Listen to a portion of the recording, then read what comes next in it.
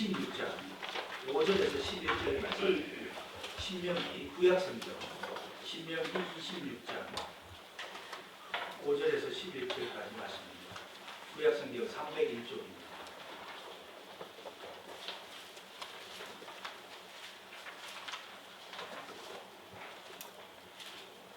제가 봉독해 드리겠습니다.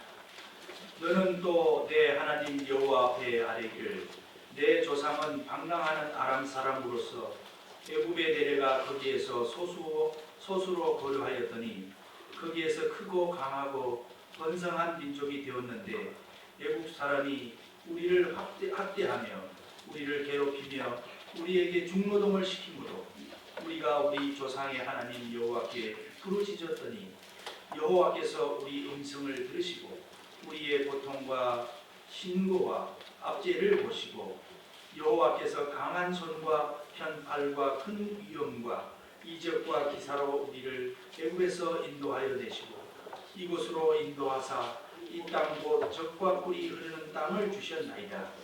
여호와여 이제 내가 주께서 내게 주신 토지 소산의 만물을 가져왔나이다 하고 너는 그것을 내 하나님 여호와 앞에 두고 내 하나님 여호와 앞에 경배할 것이며 내 하나님 여호와께서 너와 내 집에 주신 모든 복으로 말미암아 너는 내 위임과 너희 가운데 거주하는 객과 함께 즐거워할지니라. 아멘. 늘 기억하며 주님 앞에 감사해야 할 것입니다.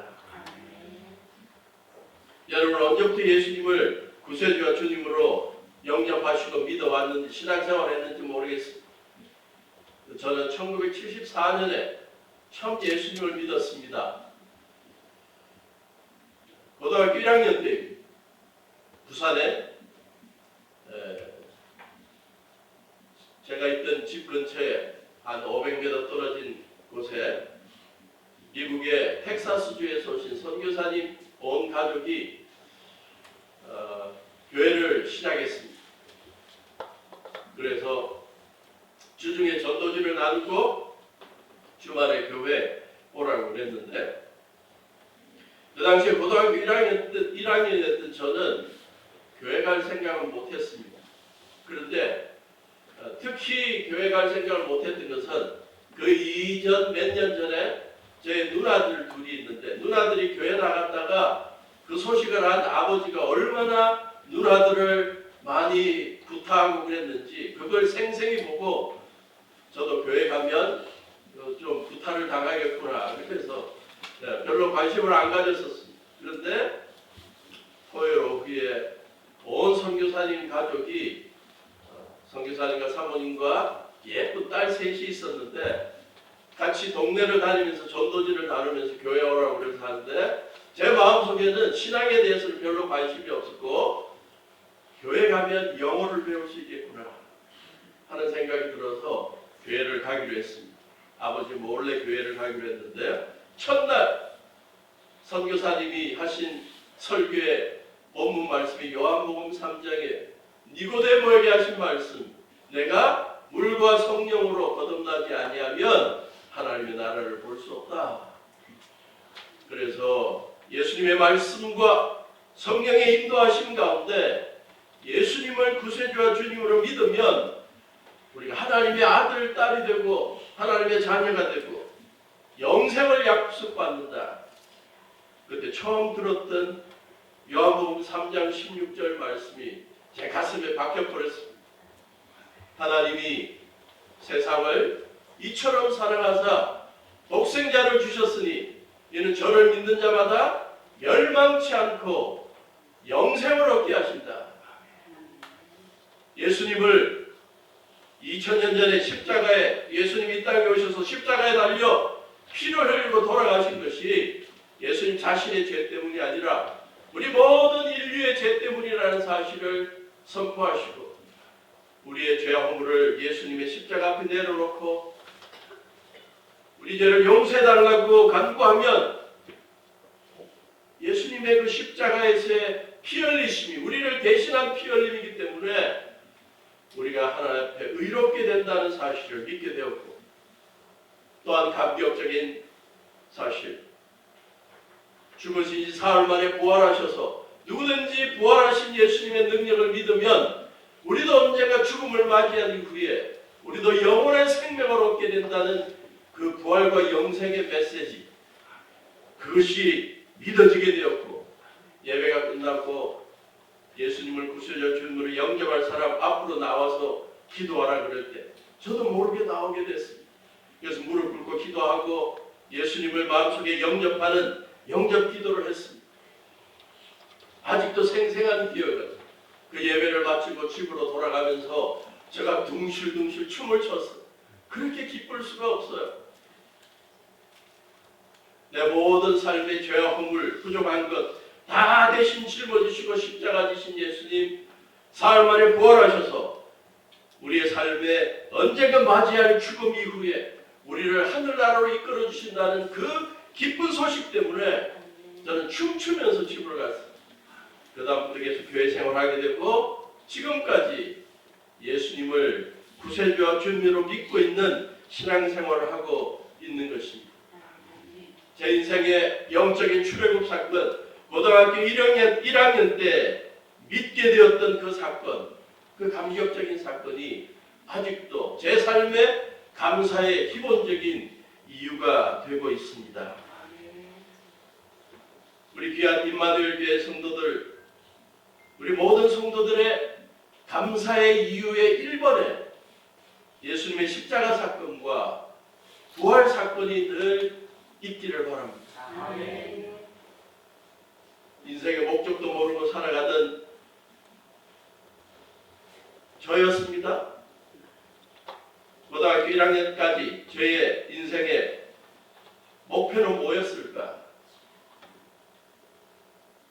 그때까지는 제가 중학교 때 다닐 때 저희 누나가 여상을 다녔어요. 그래서 주산을 이렇게 하는, 그래서 굉장히 그 기술을 중요하게 생각했어요. 그러면서 주산을 하면 머리 뭐 잘 돌아가고 그런다고 부모님들이 저에게도 주산을 하라고 학원을 보냈어요. 저희 누나가 다니는 학원을 가기 시작했는데 국민학교 6학년 때부터 했어요. 그래서 한 몇 년 다니다 보니까 이 주산을 잘했어요.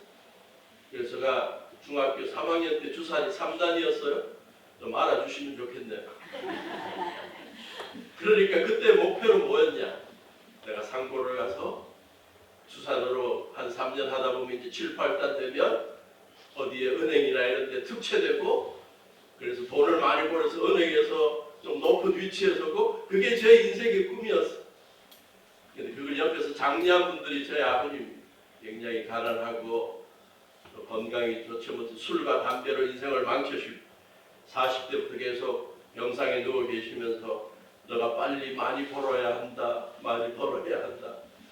그래서 고등학교 1학년 때 제 인생의 목표는 뭐 상대를 가거나 뭐 은행을 가거나 그래서 돈을 많이 버는 거였습니다. 그러나 제 마음속에는 그것보다 더 저를 괴롭힌 것은 이 가정의 불화였습니다. 이 술 중독이 되어서 가끔 온 가정을 전쟁으로 만드는 그런 아버님의 그런 모습이나 이런 걸 통해서 너무 그냥 우울하게 힘들게 내 인생의 행복은 뭐고 좀 자유롭고 싶고 뭐 그런 생각이었어요. 근데 고등학교 1학년 때 예수님을 제 마음속에 주님으로 모시고 나니까, 복음이 들어오고 나니까 그러한 것보다 더 가치 있는 일이 생겼어요. 예수님의 복음을 전하는 게 너무너무 중요하다. 인생에 있어서 예수님을 구세주와 주님으로 모시고 사는 게 인생의 참 행복이고 삶의 목표가 바로 세워질 수 있다는 것을 전하는 게 중요하다는 그 말씀을 들을 때마다 제 인생이 바뀌기 시작했습니다. 고등학교 2학년 때 여름 수련회에서 예수님을 복음을 전하는 목사가 되고 사역자가 되는 것을 하나님께서 부르신다고 믿고, 그때부터 제 인생의 목표가 복음 전도자가 되는 것이었습니다. 그렇게 40여 년을 지내오고 있습니다. 중간중간에 내 삶에 잘 나갈 때도 있었고 중간중간에 어려움도 많이 있었고, 그 가운데 가장 기억나는 어려움은 37살 가장 잘 나갈 때에 대장암 걸려서 수술을 하게 되고 인생의 막다른 골목, 경험하게 되고 사망의 음침한 골짜기를 경험하게 되고 의사가 수술을 하는 시점에 열어봐야 수술을 해봐야 이게 지금 온몸에 퍼졌는지 어떻게 되는지 알게 됩니다. 답답한 심경, 그러나 하나님의 은혜 가운데 덤으로 사는 인생을 경험하고 지금 25년 정도를 더 지내고 있습니다. 하루하루 제 삶을 되돌아보며 그때를 기억하면 덤으로 사는 인생을 주신 주님 감사합니다. 영적인 출애굽뿐만 아니라 광야 같은 인생을 살아가는 가운데 주님께서 이끌어 주신, 인도해 주신 인도자 되신 주님께 감사할 수밖에 없는 것입니다. 그러므로 우리 임마누엘교회 성도님들도 이번 추수감사 절기를 기점으로 오늘 하루 내내 또 이번 한 주 내내 지나온 삶들을 좀 돌이켜보며 가족들과 간증하는 시간들이 있으면 어떨까 하는 생각을 해봅니다. 구역마다 모여가지고 같이 좀 1박 2일로 살아온 인생에 하나님께서 베풀으신 기적과 은혜를 같이 나누어 보는 건 어떨까 하는 생각을 해봅니다. 여러분들도 나름대로의 아름다운 눈물겨운 기적적인 간증들이 많이 있을 것입니다. 그것을 잊지 말고 마음에만 새기지 말고 시시때때로 고백하고 주위 사람들에게 자랑하고 그래서 예수님 자랑하는 감사가 넘치는 삶을 살아가시고 주님의 감사 주의 곁에 계신 향기로운 봄철에 향기로운 봄철에 감사 의로운 가을날 감사 사라진 눈물도 감사 나의 영혼 평안 2절로 찬양할까요? 응답하신 기도 감사 거절하신 것 감사 해서나무 분한 감사 모든 것 채우시네 아픔과 기쁨도 감사 절망 중 위로 감사 증량 못할 은혜 감사 크신 사랑 감사 길가의 장미도 길가의 장미도 감사 자비하시고 감사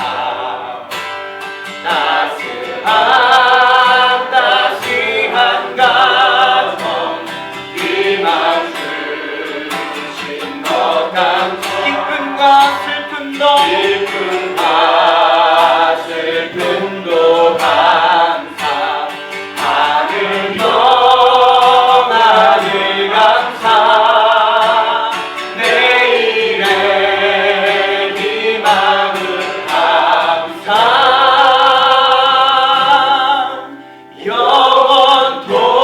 영원토록 감사해.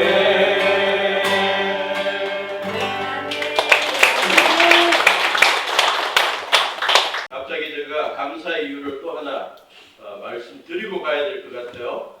우리 손현수 목사님을 인하여 제가 너무 감사합니다.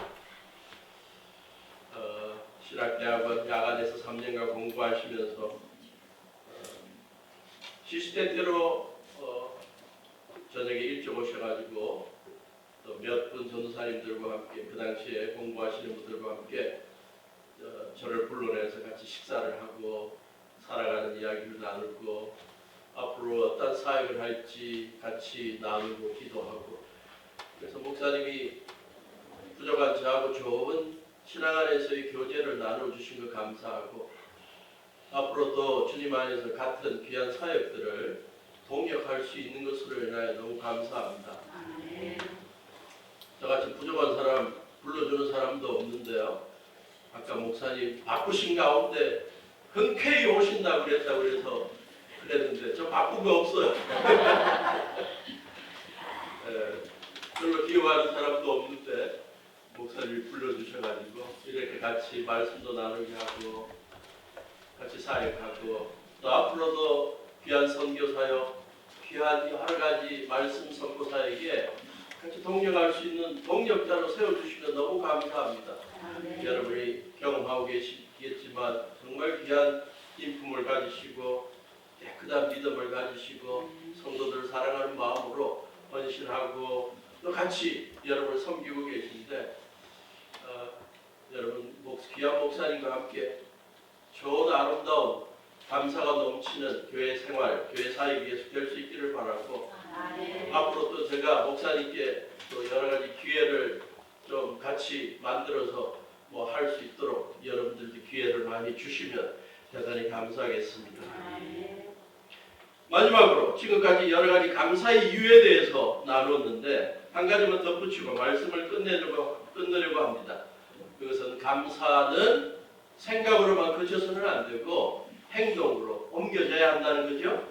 오늘 이스라엘 백성들이 가나안 땅 들어가서 1년 동안 열심히 농사지어서 그 수확물들을 하나님 앞에 내어놓는 드림이 있었습니다. 헌물이 있었습니다. 마찬가지로 우리의 삶에도 하나님께 감사하면 뭔가 행동으로 옮겨지는 게 있어야 합니다. 말로 표현돼야 되고 행동으로 표현돼야 합니다. 서로를 향한 감사의 마음이 있으면 마음으로 그치면 안 되고 표현돼야 되고 뭔가 전해져야 한다. 히브리어로 감사라는 단어가 토다라는 단어입니다. 토다. 따라해볼까요? 토다. 저 토닥거리다는 걸 기억하면 될 것 같아요. 토다. 그게 원어적인 의미는 던지다, 활을 쏘다라는 거예요. 감사는 쏘아져야 되고요. 던져져야 합니다. 여러분들이 이제는 하나님 앞에 감사할 때 더 많은 던져짐이 있기를 바라요. 더 많은 찬양이 있기를 바라고 더 많은 간증이 있기를 바라고 더 많은 물질적인 시간적인 드림과 섬김이 있기를 바라는 것입니다. 오늘날 많은 사람들이 감사한다 그러면서 여기까지 나가지를 못해서 삭막한 세상이 되는 거 아닌가 생각하고 있습니다. 미국의 한 신문사에서 성탄절 이전에 3달 동안 산타 할아버지에게 선물을 요청하면 산타 할아버지가 준비해서 보낼 거다. 그래서 모집했더니 수천 명이 편지를 보냈대. 산타 할아버지, 나는 이번 성탄절에 이거 원합니다. 저거 원합니다. 이거 주세요. 저거 주세요. 수천 명이 보냈어. 그래서 그 신문사에서 다 그 선물들을 다 보내줬대. 근데 안타깝게도 성탄절 이후에 그 신문사에 산타 할아버지에게 감사하다는 편지를 보낸 건 딱 한 통 있었어. 그만큼 감사에 메마른 세상이 아닌가. 미국의 한 도시에서 한 강도가 81살 된 할머니 집에 도둑질하러 들어갔습니다. 보았더니 이 강도가 그 할머니를 보았더니 낯이 익어요. 그리고 가만 보니까 자기가 학교 다닐 때 자기를 잘 대해줬던 선생님이었대요. 근데 그가 강도질하러 들어가고 자기를 가르친 그 감사한 선생님에게 그 선생님인 걸 알아보고 어떻게 반응했을까요? 이렇게 했다고 합니다. 선생님, 제게 너무 잘해주셔서 감사합니다. 그리고 입 맞춰주고 210불은 가질 것은 다 가져갔다. 그게 진정으로 감사일까요? 진정으로 감사한다면 오히려 죽어가야 되지 않을까? 그런데 가서 땡큐 하고 훔쳐갈 건 다 훔쳐갔다는 걸 뺏어갈 것은 이게 모순이죠. 근데 더 아름다운 감사의 행동도 있습니다. 아프리카 원주민들, 마사이족들, 누군가 자기에게 귀한 일을 해줘서 감사한 일을 하고 감사한 마음이 생기면 그 감사한 사람 집에 간대요. 오두막 집에 간대. 그리고 그 앞에 있대. 그리고는 이렇게 계속 이야기를 하는데 내 이마가 땅에 닿아 있습니다. 그런 표현을 한대요. 이마가 땅에 닿을 정도로 감사하다는 마음과 아울러 내가 지금 여기에 지키고 있다는 거죠. 다른 족속이 더 명확하게 표현을 했습니다. 감사한 사람 꿈막 집 밖에 있으면서 시시때때로 말한대요. 나 밖에 있어요. 나 밖에 있어요. 그게 무슨 뜻일까요? 필요하면, 내 도움이 필요하면 언제든지 부르라는 거예요. 내가 대기돼 있다는 거예요. 저는 이게 너무 감동했습니다. 우리가 주님 앞에서 이러한 자세가 되어야 되지 않냐.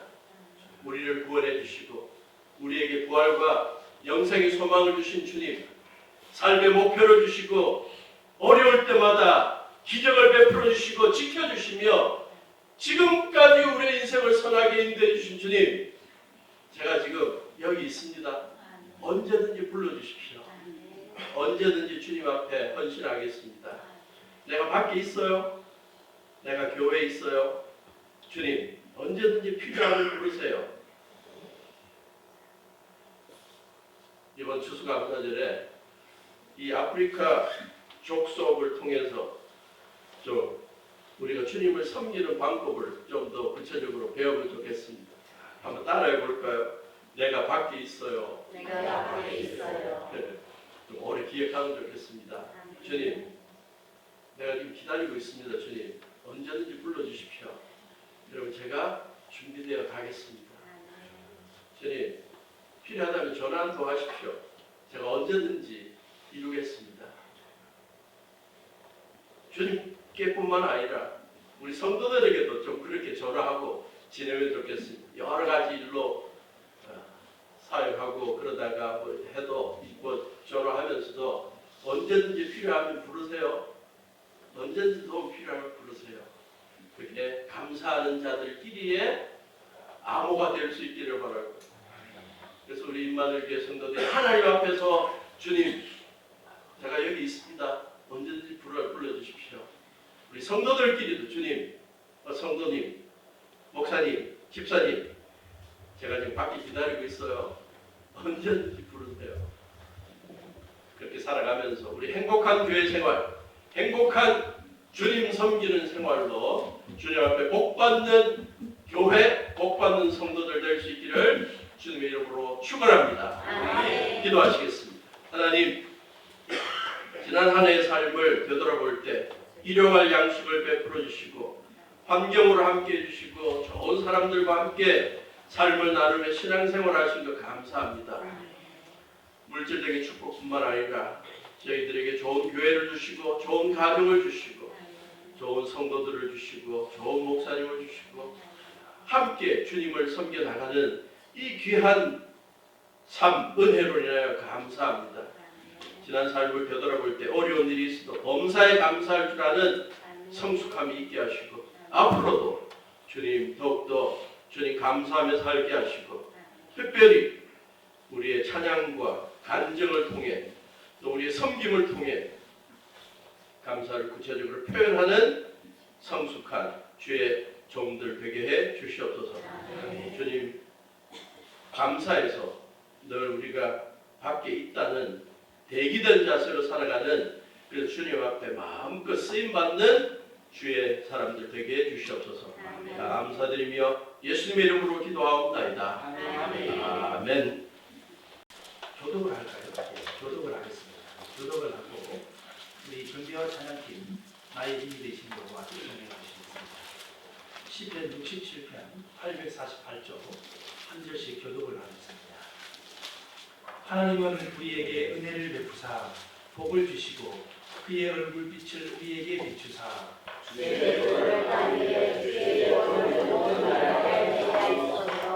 하나님이여 민족들이 주를 찬송하게 하시며 모든 민족들이 주를 찬송하게 하소서.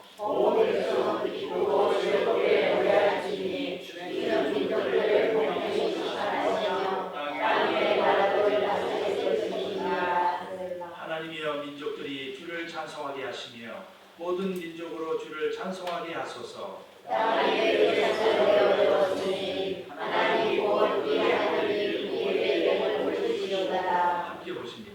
하나님 우리에게 복을 주시니 땅의 모든 수치이 하나님을 경외하였다. 아멘. 온 성도들의 악기 연주화 좋을 것 같습니다. 귀한 은혜로 찬양 감사드립니다.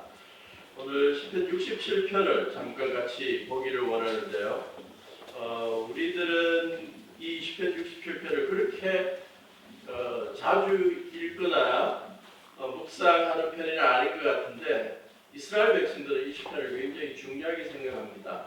그래서 교회사를 통해 보면 이스라엘 백성들이 나름대로 그들의 하나님께 기도하는 매일매일 신앙 고백할 때 자주 사용하는 그러한 시편입니다. 특별히 6절에 보면 땅이 그의 소산을 내어주었으니 하나님 모두 우리 하나님 우리에게 복을 주신다. 그래서 이러한 표현을 중심으로 그들은 우리의 아버지라는 그러한 구절을 사용하면서 이 시편을 우리 그리스도인들이 주기도문 외우듯이 이 시편 67편을 외웁니다. 특별히 흥미로운 점은 시편 67편 1절이 흥미로운데 하나님은 우리에게 은혜를 베푸사 복을 주시고 그의 얼굴빛을 우리에게 비추사 그 부분을 여러분 혹시 민수기에서 들었다고 생각하지 않으세요? 민수기 6장을 펴볼까요? 민수기 6장 24절 창출내 민수기 6장 24절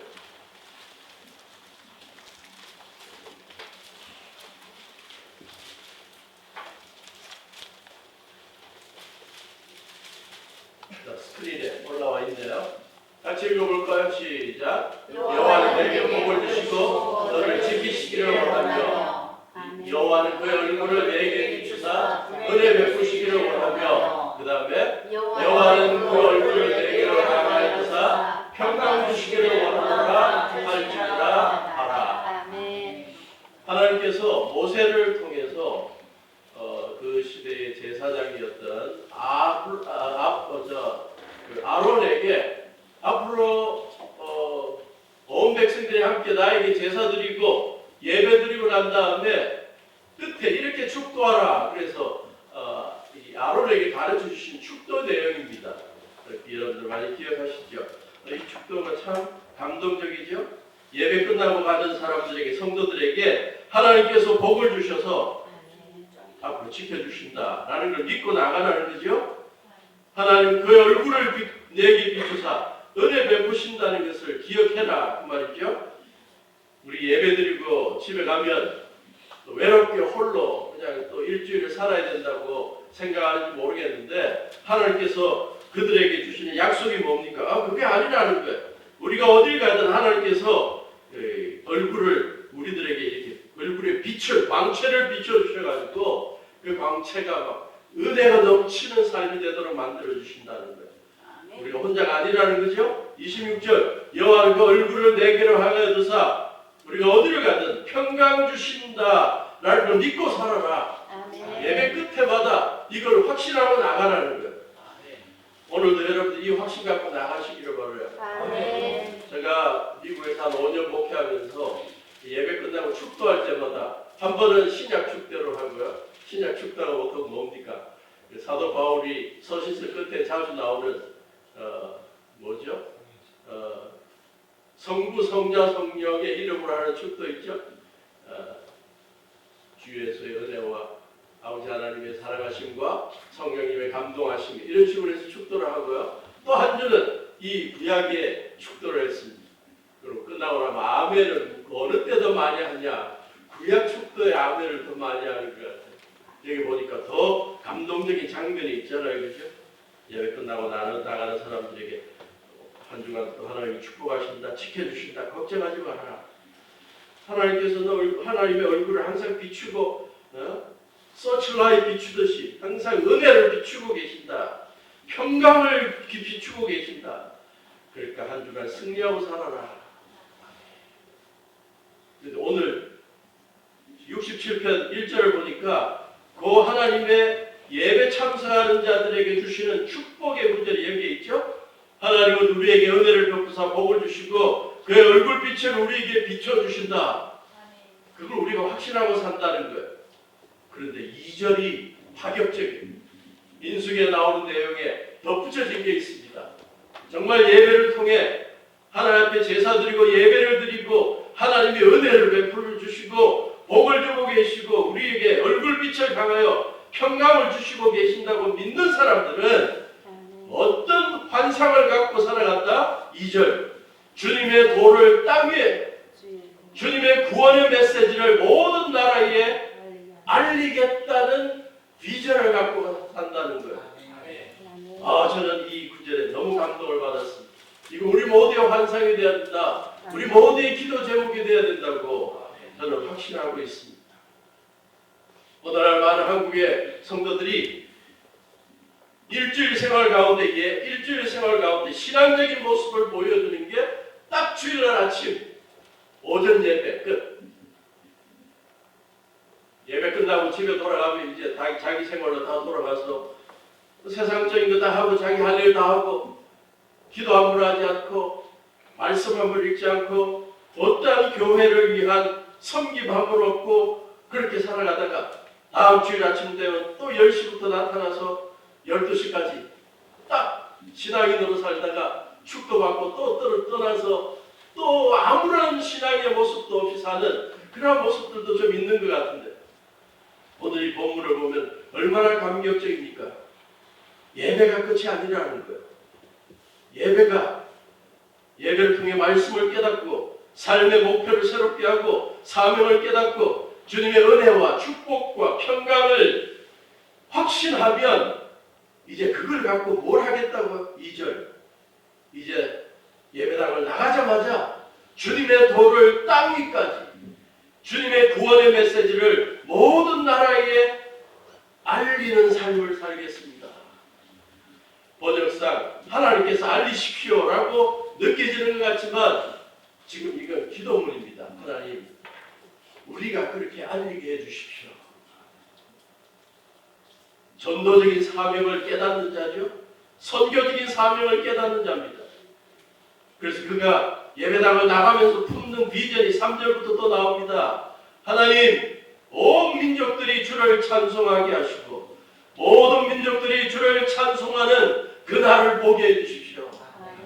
4절 온 백성이 온 만민들이 기쁘고 즐겁게 노래하고 주님이 온 민족들을 공평히 다스리시고 땅 위의 나라들이 하나님의 지배를 받는 그러한 세상이 오도록 그러한 세상을 저희들이 만들게 해주십시오.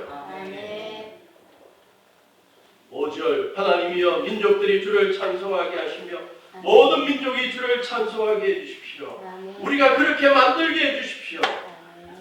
6절 감동적입니다. 하나님 땅 입에 소산을 내어 주었으니 하나님 모두게 하나님 우리에게 복을 주셔서 하나님 물질적으로 땅에 열매들을 많이 주셨는데 7절 하나님이 우리에게 그 복을 주셨으니 그걸 가지고 땅의 모든 끝이 하나님을 경외하도록 만들게 해주십시오. 이 기도만 들을 때마다 막 가슴이 뭉클해요.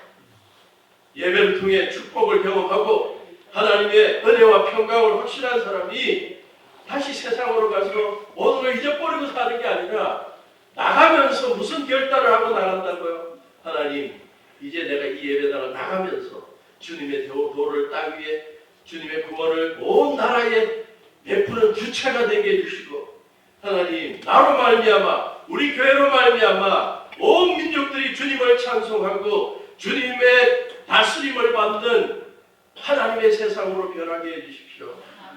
하나님 지난 한 해를 되돌아보니 주님께서 소산을 너무 많이 주셨습니다.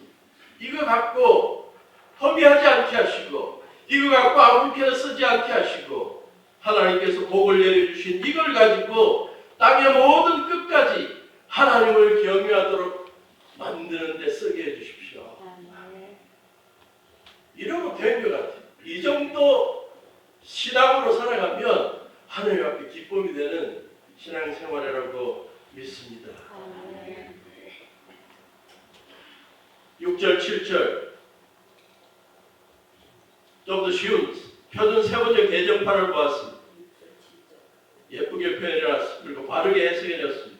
이 땅이 오국백과를 냈으니 하나님 곧 우리의 하나님께서 우리에게 복을 내려주셨기 때문입니다. 하나님께서 우리에게 복을 주실 것이니 땅끝까지 온 누리는 하나님을 경외하여라. 저의 해석, 하나님께서 우리에게 오국백과를 주셨으니 그것을 가지고 땅끝까지 나아가 온 백성들이 하나님을 경외하게 만들게 해주십시오. 아멘. 목사님의 설교 부탁을 받고 어떤 말씀을 전할까? 앞으로 우리 황단 임마누엘 교회에 사명이 무엇일까? 기도하면서 준비하면서 이 말씀을 드려야 되겠다. 이 말씀을 사명문으로 드려야 되겠다. 그런 생각이 들었습니다. 우리 임마누엘 교회 성도님들이 예배를 통해 하나님의 은혜와 하나님의 평강을 만끽하고 확신하고 하나님이 지켜주시는 걸 믿고 저희 예배당 문을 나갈 때 기도를 새롭게 시작하며 나가는 거예요.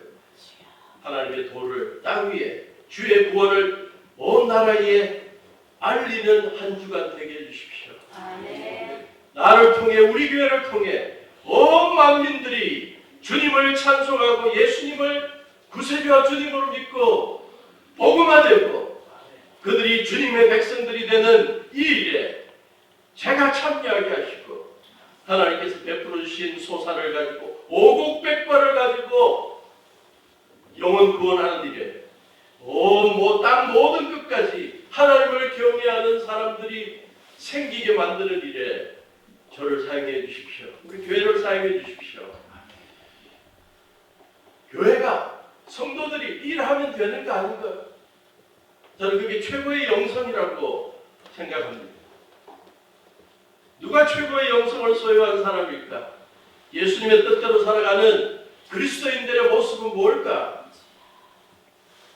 성실하게 주님 앞에 예배드리고 예배를 통한 주님의 축복을 경험하고 삶의 자세, 삶의 목표, 사명을 새롭게 깨닫고 그걸로 일주일 신앙생활을 다 했다는 게 아니라 이제 내가 속해 있는 직장에서, 내가 속해 있는 가정에서, 내가 속해 있는 마을에서, 우리 이 지역에서, 좀 더 넓게 우리 한국에서, 좀 더 눈을 들어 아직도 복음이 전해지지 않은 딴 나라까지 우리가 해야 할 일이 무엇일까? 주의 도를 전하는 그걸 꿈꾸고 환상을 품고 주님께서 주신 걸 가지고 할 수 있는 한 그 일에 참여하는 이것이 주님께서 원하시는 일이라고 믿습니다.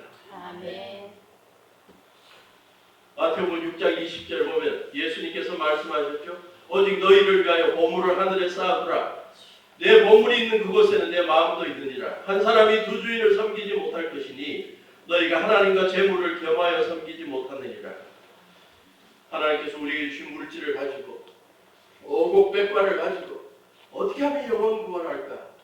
어떻게 하면 이웃을 전도하고 어떻게 하면 선교하고 어떻게 하면 성도들 가운데 어려운 자들을 구제하고 어떻게 하면 믿지 않는 자들을 섬겨서 마음 열게 만들까? 그래서 하나님께 주신 소산 오곡백과를 가지고 땅의 모든 끝까지 복음 전하는 일에 같이 헌신하는 이러한 모습이 주님께서 원하는 모습이라고 믿습니다. 이 시편에서 보여주는 아름다운 환상, 안타깝게도 교회사를 통해서 되돌아볼 때 이스라엘 백성들은 이걸 기도를 했지만 이 환상을 자기의 것들로 품지를 않았던 것 같아요. 그래서 유대인들의 역사를 되돌아보면 예수님을 거부하고 온 민족들을 주님 앞으로 이끄는 세계 선교에 별로 관심이 없었고 자기들끼리만 모여가지고 유대주의를 강조하고 순수한 유대인의 피를 강조하고 자기들만 세계에서 가장 선민이라고 주장하면서 자기들만 잘났다고 그러다가 교회사를 보면 얼마나 많은 고난을 받았는지. 그러나 예수님을 믿는 소수의 사람들이 이 귀한 말씀을 사명으로 생각하고 부활하신 예수님이 제자들 모아놓고 너희는 땅끝까지 내 증인이 되라는 말씀을 사명으로 생각하고 마태복음 28장 19절 20절에 나오는 것처럼 너희는 가서 모든 족속으로 제자를 삼아 아버지와 아들과 성령의 이름으로 침례를 주고 내가 너희에게 분부한 모든 것을 가르쳐 지키게 하라는 그 사명을 이루어 나감으로 말미암아 지금까지 하나님의 나라가 확장되고 있는 것입니다.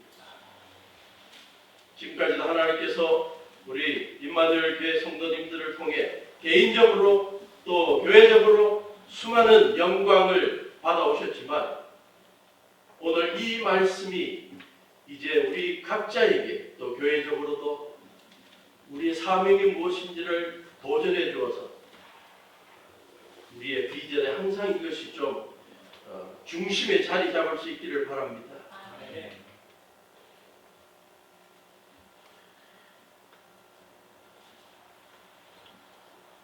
저는 요즘 이 시편 67편에 나오는 것처럼 모든 민족이 주를 찬송하는 이러한 일의 중요성 또 감격을 가끔씩 경험하고 있습니다. 하나님께서 방학 때마다 여러 나라, 아세아나 또 여러 나라를 방문하면서 그곳마다 지도자들에게 하나님의 말씀을 훈련시키고 또 복음을 전하고 예수님을 믿게 만드는 그러한 일들을 기회를 주셔서 얼마나 감사한지 그러면서 이 말씀이 교회를 통해 또 그리스도인들을 통해 이루어지고 있다는 사실에 감격하고 또 감사하고 있습니다. 지난 한 10년 동안 저는 중국에 있는 가정교회 지도자들을 훈련하는 그러한 일들을 많이 하게 되었고요. 아시다시피 요즘 시진핑 정부가 들어서서 그게 장기적으로 거주하는 선교사들을 다 쫓아보냈죠. 그래서 다 철수하고 있습니다. 그러나 그러한 시대에 저는 오히려 방학 때나 짧게 단기 선교로 들어가서 지역마다 교회 지도자들을 훈련시키고 나오니까 중국 정부의 정책에 영향을 받지 않고 말씀을 전하고 오는 그러한 기회를 경험하고 있습니다. 그런데 오늘 본문에 나오는 민족들이 주를 찬송한다. 이것을 묵상할 때마다 제가 곳곳에서 말씀을 전하면서 그 성도들이 주님을 찬양하는 모습들이 자꾸 떠올라요. 아직도 기억나는 한 교회는 장가계 지역의 한 시골 교회인데요. 한 40여 년이 된 교회로 기억합니다. 삼자교회였던 것 같고요.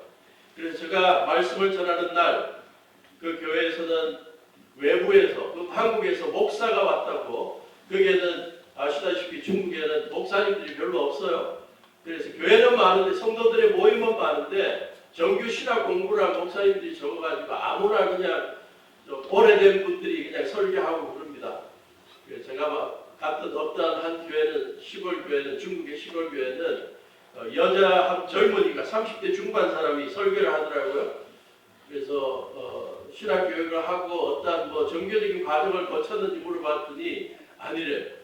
직업이 뭐냐 그랬더니 안마사래요. 그러니까 주중에는 열심히 안마하고 이제 주말에는 그 교회에서 제일 똑똑하다고, 제일 말 잘하고, 제일 말씀을 잘 분별한다고 이제 대표로 설교를 하는 거예요. 네. 그런 상황에 이제 한국에서 목사 왔다 그러니까 너무 좋아가지고 다 모여서 예배를 드리는데 이제 외국에서 손님도 오고 또 예배 중에 찬양도 하고 그런데 이 찬양팀이 이제 참무도에 춤도 춰요. 그런데 아직도 잊혀지지 않는 그 장가계 교회의 한 춤추는 성도들, 찬양하며 춤추는 성도들의 모습이 뭐냐? 그래도 외국에서 손님 왔다고 이제 그 참무복이 있어요. 우리 한국어로 말하면 한복 같은 거 이런 거.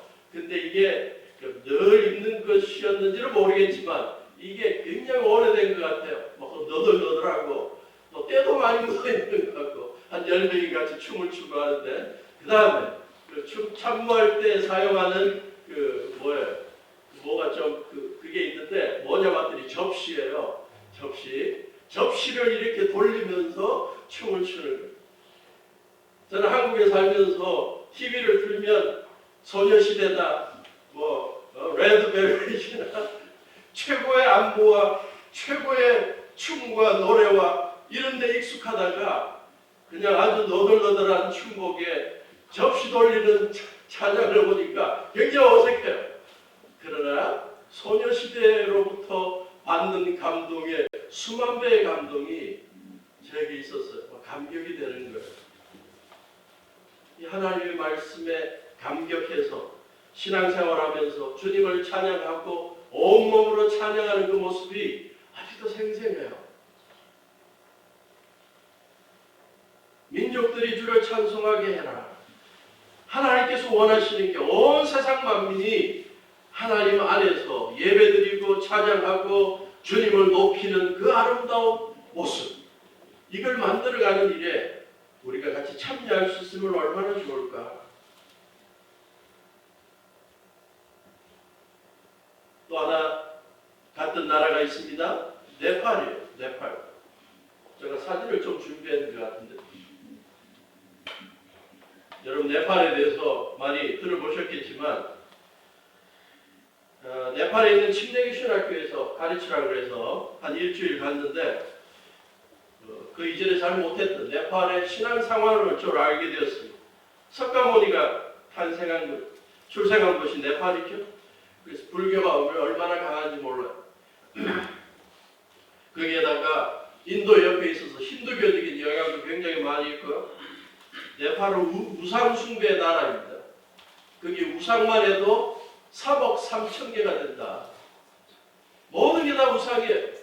자기의 삶을 더 풍요하게 만들 수 있다고 생각하면 다 우상으로 만들어버려요. 저기 지금 사진에 보이는 게 어린 여자아이인데요. 그걸 살아있는 여신으로 보시죠? 네, 보니까 쿠마리라고 그래요. 쿠마리. 그래서 이제 나중에 결혼하면 또 이제 신이 아닙니다. 어릴 때부터 순수한 여자아이가 갖고 있는 신비한 영역, 이걸 통해서 복받을 수 있다. 그래서 그 사람을 여신으로 모셔가지고 그 신당에 사람들이 와서 절하고 헌금하고, 길거리를 보면 원숭이 우상, 코끼리 우상, 온갖 동물 우상 3억 3천 개가 된다니까요. 사업을 잘하게 해주는 신을 모시는 그러한 나라. 그런데 빈부의 격차로 너무나 많은 다수의 사람들이 지금 가난하게 살고 인도의 영향을 받아서 아직도 사회 계급 제도가 있죠. 신분에 따라 잘 사는 사람과 신분이 낮은 사람을 같이 상종도 하지 않는 나라, 성차별이 극심한 나라. 저런 곳에 복음이 필요하죠. 그래서 젊은이들을 모아서 신학교에서 말씀을 가르치게 되었습니다. 그들이 얼마나 복음을 필요하는지, 그래서 복음으로 말미암아 하나님이 주시는 온전한 풍성한 삶을 경험할 수 있는 기회가 필요한 것이죠. 거기 갔다가 한국 선교사님이 하는 사역을 들었습니다. 너무나 감동적이었습니다. 선교사님 무슨 사역 하십니까? 그랬더니 네팔에 와보니 아직도 성차별이 너무 많다는 거예요. 특히 네팔의 산골 지역 마을마다 가면 아직도 잘못된 인식 속에 여성들이 한 달에 한 번씩 월경을 할 때가 되면 남편들이 부정하다고 쫓아내버린대요. 그래서 일주일 동안 그들은 축사에서 돼지하고 소하고 같이 산대요. 생리대라는 거 하나 없고 그냥 헌금조각 하나 줘서 알아서 해내라고 그러고 쫓아내버린대요. 그게 아니라고. 한국 선교사님이 가고 산골 다니면서 그게 아니라고. 당신들이 죄 지은 거 아니고 잘못한 거 없고 남편들에게 그건 잘못된 풍습이고 그걸 지금 가르쳐주고 있는 거예요. 그러면서 복음을 전합니다. 그런 나라가 네팔입니다. 덮친격으로 2015년에 큰 지진이 일어나서 아직도 많은 곳곳마다 극심한 고통으로 지금 신음하는 곳이 네팔이죠. 요즘 네팔이 부흥이 일어나고 있다고 합니다. 너무 가난하고 자연재해로 힘들어가고 먹을 게 없으니까 복음을 전하는 게 사람들이 갈급해서 몰려들고 있다고 합니다. 네팔 민족들도 주님을 찬송하는 그러한 역사가 있도록 해야 되겠죠. 태국을 갔습니다. 태국 상권 마을에 우리는 태국 하면 방콕, 또 여행 관광지 치앙마이 뭐 이런 데를 생각하죠. 치앙마이에서 한 2-3시간 산골을 가면 도시에서 상상할 수 없었던 교회들이 많이 있습니다. 저희가 치앙마이에서 한 3시간 떨어진 산골 마을의 침례교회인데요. 지금부터 150여 년 전에 미국에서 간 아도니람 저드슨이라는 선교사님이 미얀마 또 이 태국 산골 동네 다니면서 복음을 전해서 그때부터 교회가 시작돼서 지금까지 계속 각 지역마다 침례교회가 서 있습니다. 찬양을 얼마나 잘하는지 화음으로 저기는 예배가 되면 찬양 시간이 되면 너무나 아름다운 찬양들이 막 이렇게 흘러나오는 거예요. 대단하군요. 뭐 반주도 필요 없어요. 시작하면 4부로 쭉 나와버려요. 다음에 기회 되면 우리 임마누엘 교회 성도님들이 한번 다 같이 가보시면 좋겠습니다. 찬양이 얼마나 은혜가 되는지. 대전 중문교회 단기팀하고 가서 찬양한다고 막 하고 율동하고 막 했는데 자기들이 보답하겠다고 찬양을 하는데 게임이 안 되는 거예요. 반주가 필요 없어요. 그래서 저 동네는 누가 더 우위냐? 여성보다 남성이 더 우위예요. 교회에서 모든 일을 누가 하냐? 여집사님들이 잡고 있어요. 교회 행정이라고 나 여집사님들이 하는데 여자 성도님들이 화합이나 이러한 것들이 정말 감동할 정도입니다. 여기 나오는 것처럼 민족들이 주를 찬송하는 것을 이방 민족들이 주님을 찬송하는 모습을 하나님께서 기대하고 계신 거예요. 하나님을 협족하게 하는 일에 우리 임마누엘 교회가 계속 참여하고 선교의 사명도 감당하는 교회가 될 수 있으면 너무나 좋겠습니다. 제가 또한 가본 나라가 쿠바입니다. 여러분 쿠바 하면 떠오르는 게 뭡니까? 쿠바. 담배 좋아하시는 분들은 시가가 굉장히 먼저 떠오르죠. 쿠바 시가가 세계에서 제일 좋은 것 가운데 하나죠. 비행장에서 시가가 얼마인 걸 봤더니 요거 하나가 10만 원인가 돼요. 굉장히 비싸요. 5개짜리가 10만 원짜리가 있고 그렇더군요. 또 쿠바가 야구를 잘하고 이번에는 우리한테 깨졌죠. 중앙아메리카에서 유일한 사회국가입니다. 1959년도에 카스트로하고 체 게바라가 그 당시에 독재 정권, 미국의 후원을 받고 있는 독재 정권을 타도하고 공산 정권으로 만들었어요. 1959년. 근데 지금 몇십 년이 지났습니까? 2019년이니까 60년이 지났나요? 맞아요. 60년이 지났어요. 그래서 독재 정권보다 더 백성들을 잘 살게 할 거라고 약속해놓고 쿠데타를 일으켜서 완성해놓고 60년 동안 자기들만 지도자들만 배를 채우고 일반 평민들은 너무 가난하게 만들어놨어요. 그래서 백성들이 아무리 좋은 직장을 가져도 너무너무 가난하게 살아요. 거기에 변호사들 한 달 월급이 25,000원, 3만원, 의사들 25,000원, 3만원, 선생님 25,000원, 3만원 평준화 시켜놨습니다. 그런데 정치가들, 군인들 굉장히 몇십 배, 몇백 배로 받죠.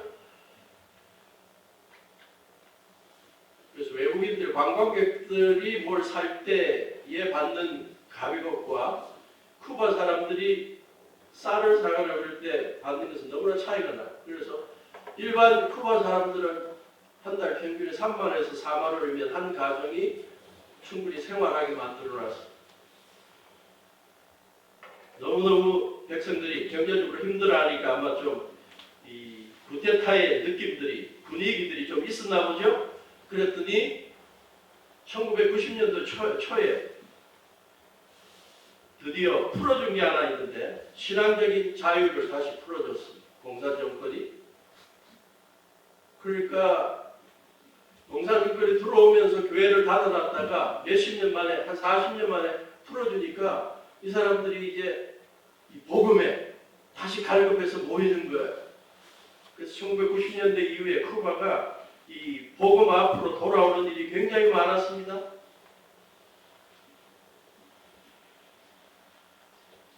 그래서 공산정권 이전에 미국의 선교사들이 세우는 쿠바 신학교들이 있는데 문을 닫았다가 그때 또 문을 열어서 이제 지도자들을 다시 키우고 있고, 이걸 감사해야 될지 모르겠지만 공산정권이 평균 각 가정의 평균 생활비를 한 3만 원에서 4만 원으로 만들어 놨더니 신학교에서 공부하는 사람들 한 달에 3만 원, 4만 원이면 신학교 생활할 수 있고요.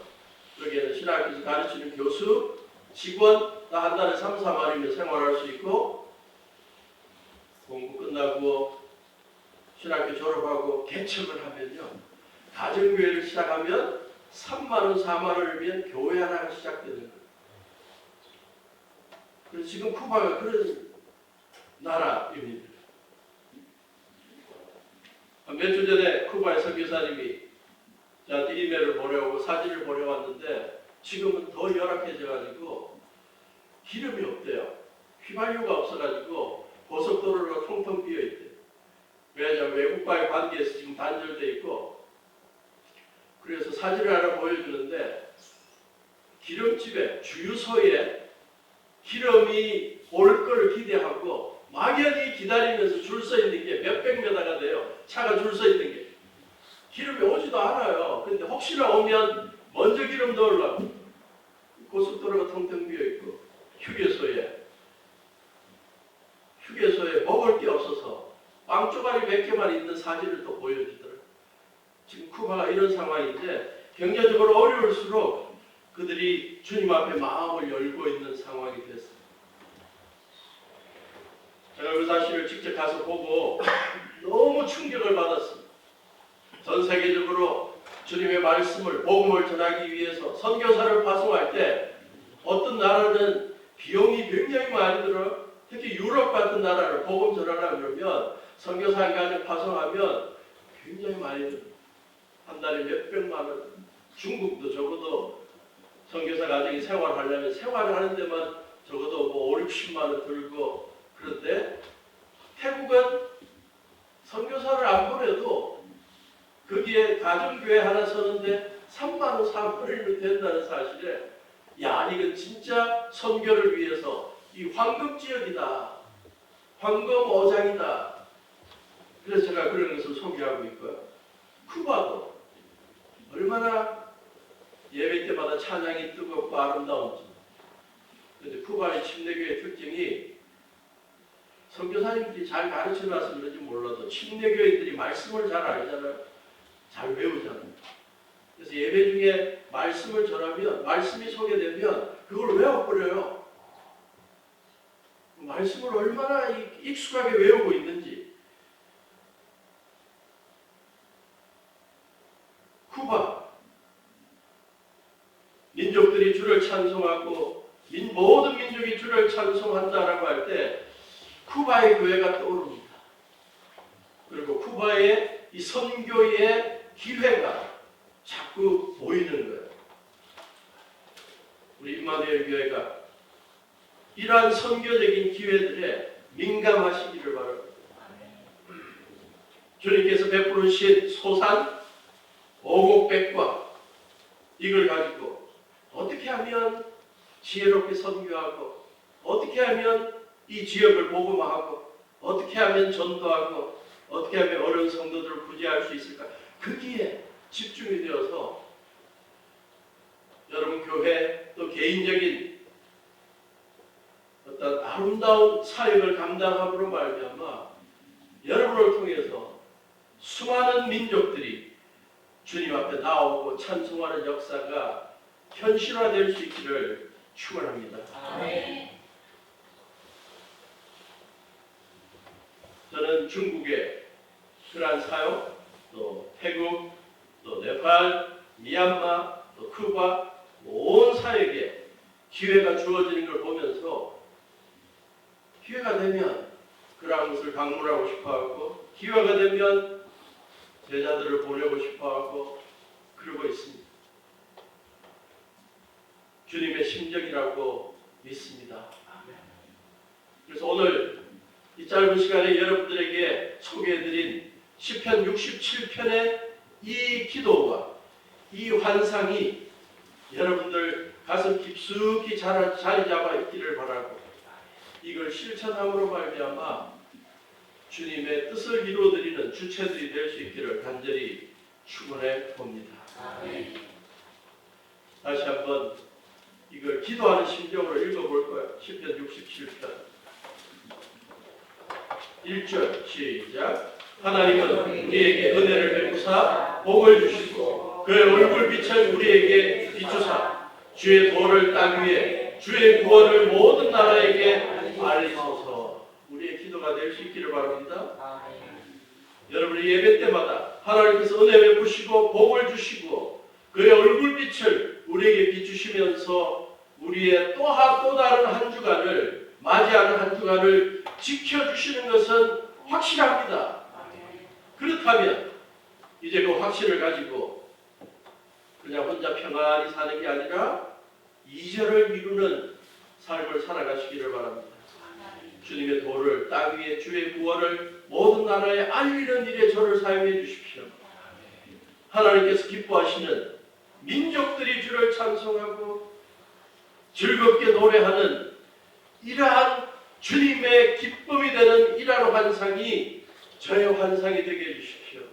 우리 교회의 환상이 되게 해주십시오. 그래서 주님께서 저에게 베풀어 주신 소산, 물질, 오곡백과 재능 모든 것을 잘 청지기 직분을 잘 감당해서 이제는 땅의 모든 백성들이 하나님을 경외하게 하는 일에 사용하게 해주십시오. 저는 대전으로 돌아가지만 이 아름다운 교회 생각할 때마다 여러분 교회를 통해서 땅의 모든 끝이 하나님을 경외하는 일이 이루어지게 해달라고 계속 기도하겠습니다. 그래서 들리는 소식마다 우리 임마누엘 교회가 지금도 선교 열심히 하고 있지만 지금도 전도사역, 구제사역 열심히 하고 있지만 더 활성화되고 있다는 것을 늘 듣는, 그래서 함께 감사하는 그러한 우리 임마누엘 교회가 되기를 바라고 기회가 된다면 목사님을 비롯해서 많은 성도들과 찬양단들이 다음에 쿠바 단기 선교도 한번 갔다 오시고 태국도 갔다 오시고 중국도 갔다 오시고 성도들의 기쁨이 어디 있냐? 일반 사람들의 기쁨은 패키지 여행하고 요즘 왜 그렇게 패키지 여행이 많아? TV를 켜면 온갖 패키지 여행이 얼마나 많은지. 그래, 그리스도인들의 패키지 여행은 좀 다르죠? 네. 온 성도들이 선교의 열정을 갖고 아직도 복음이 전해지지 않은 곳으로 가는 그러한 것이 그리스도인들의 패키지 여행 같아요. 그래서 함께 주님을 찬양하고 교회가 세워지고 그게 주님께서 원하시는 것 같아요. 그런 교회가 될 수 있기를 주님의 이름으로 축원하고 계속 기도하겠습니다. 기도하시겠습니다. 하나님, 시편 67편에 나오는 이 아름다운 환상이 우리 임마누엘 교회 성도님들의 환상이 되게 해주시고 주님께 주신 오국백과에 감사하며 모든 땅끝 민족까지 주님을 경외하게 만드는 일에 헌신하는 귀한 교회 될 수 있도록 주님 축복해 주시옵소서.